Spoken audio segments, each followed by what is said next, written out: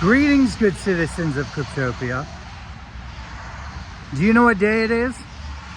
It is December 31st, your lucky day, for it is IBM Logic coming to you in glorious 640p.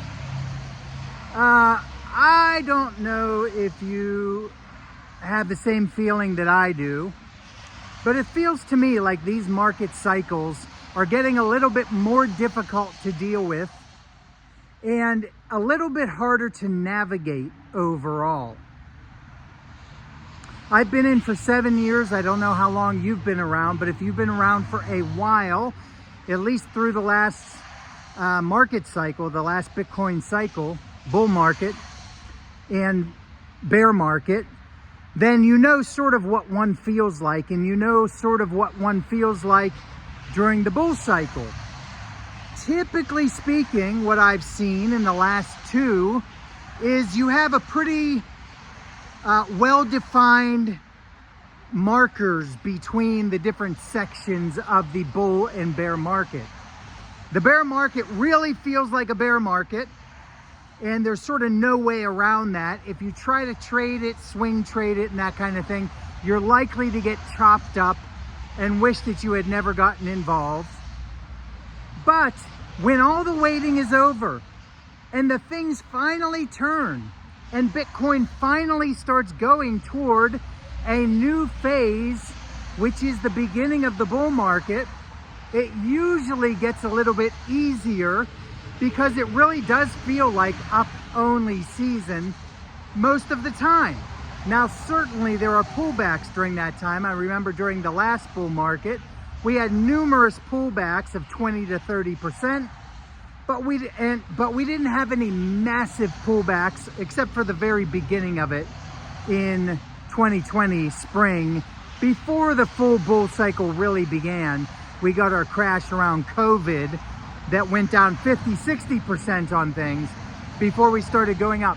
This time around, for whatever reason, maybe I'm wrong, I'm not looking at the charts exactly, but I do feel like things got a little bit weird. They started getting weird for me back in the springtime of this year, where Bitcoin reached a new all-time high before the halving, and things that I was invested in, like Injective and Render, shot up and, you know, made 150%, or I'll say 50% over their previous all-time highs in the case of Render, and 100% plus 125% or something above previous all-time highs for Injective.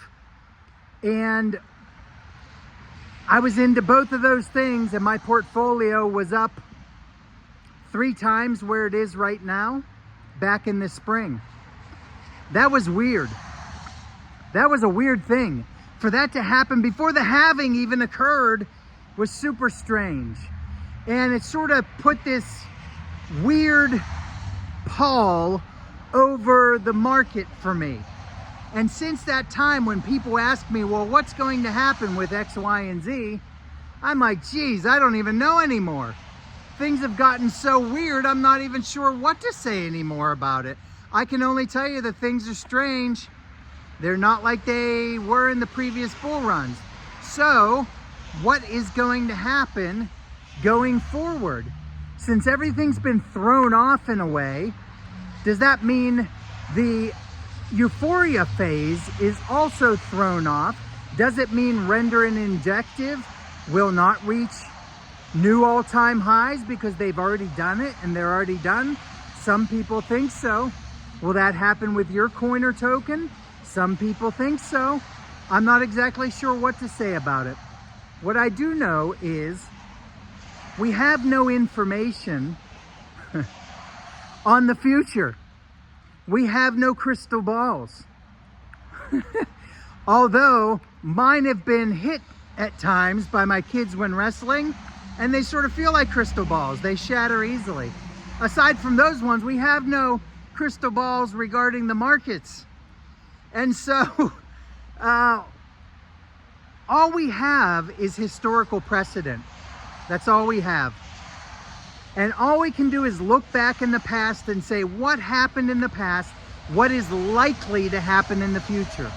Historically speaking, we have three well-defined sections to the 4-year cycle. That is the bear market or the crash, where you accumulate. Then you have a long and painful section in between, where you're waiting and probably accumulating as we hit new lows.